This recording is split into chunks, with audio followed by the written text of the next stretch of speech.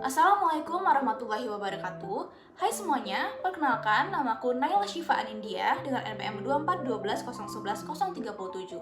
Pada kesempatan kali ini aku akan mengerjakan tugas UTS Filsafat Hukum, yaitu menganalisis kira-kira kenapa pada zaman Nabi Adam dan Hawa diperbolehkan menikah sesama saudara, tetapi di zaman sekarang itu tidak diperbolehkan lagi. Kira-kira alasannya kenapa ya? Jadi, tonton sampai habis ya. Nah, pernah gak sih kalian dengar pertanyaan kritis, kalau kita semua berasal dari Nabi Adam dan Hawa, berarti dulu anak-anak mereka nikah sesama saudara dong. Terus, kenapa sekarang itu jadi haram dan dianggap tabu secara medis maupun hukum? Nah, jadi hari ini kita nggak cuma bahas soal boleh atau nggak boleh, tapi kita bakal bedah dari sudut pandang filsafat hukum dan logika evolusi hukum. Kira-kira, kenapa aturan bisa berubah drastis ya? Nah, jadi, secara teologis, pada zaman Nabi Adam, pernikahan antar saudara atau silang antara putra-putri Adam adalah sebuah keniscayaan biologis. Kenapa? Karena memang belum ada manusia lain. Dalam kaidah hukum ushul fikih ada konsep ad-daruratu tubihul mazurat. Keadaan darurat membolehkan hal-hal yang dilarang. Tapi, ada alasan sains yang menarik di sini. Secara genetik, pada awal penciptaan, mutasi genetik negatif belum menumpuk seperti sekarang.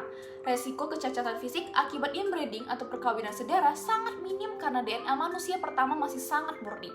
Seiring berjalannya waktu, mutasi genetik bertambah, dan resiko penyakit keturunan pun mulai meledak. Disinilah, hukum mulai bergeser untuk melindungi kelestarian manusia. Nah, sekarang kita masuk ke sisi kerennya, yaitu filsafat hukum. Kira-kira, kenapa hukumnya bisa berubah? Yang pertama itu ada hukum alam. Secara insting, manusia berevolusi untuk merasakan genetic sexual attraction yang rendah terhadap orang yang tumbuh bersama kita. Alam secara otomatis menciptakan pagar agar kita mencari variasi genetik demi keturunan yang kuat. Selanjutnya, ada utilitarianisme, yaitu hukum dibuat untuk kemanfaatan terbesar. Dulu, manfaatnya adalah keberlangsungan spesies. Sekarang, manfaatnya adalah kesehatan publik. Mengharamkan pernikahan sedara sekarang memberikan manfaat medis yang lebih besar daripada membolehkannya. Selanjutnya, ada relativisme hukum.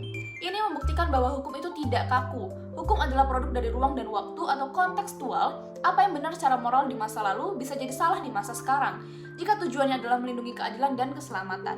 Dalam filsafat hukum, ada adagium casante ratione legis caesar lex ipsa.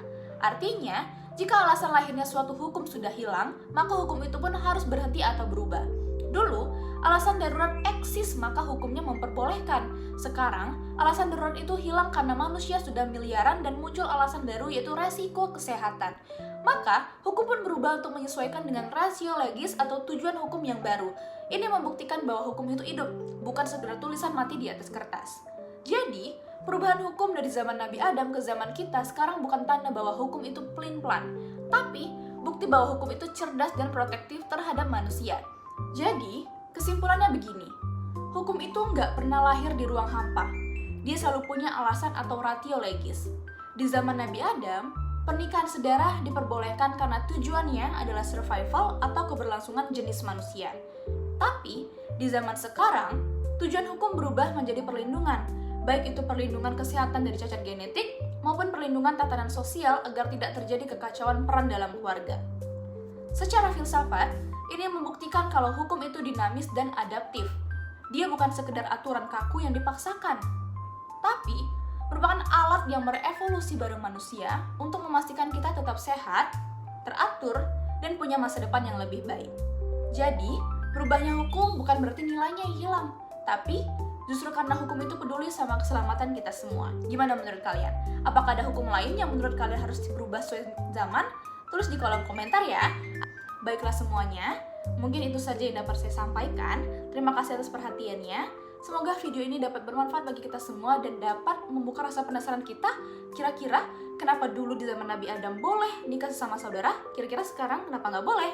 Nah, itu saja yang dapat saya sampaikan. Assalamualaikum warahmatullahi wabarakatuh. Bye-bye!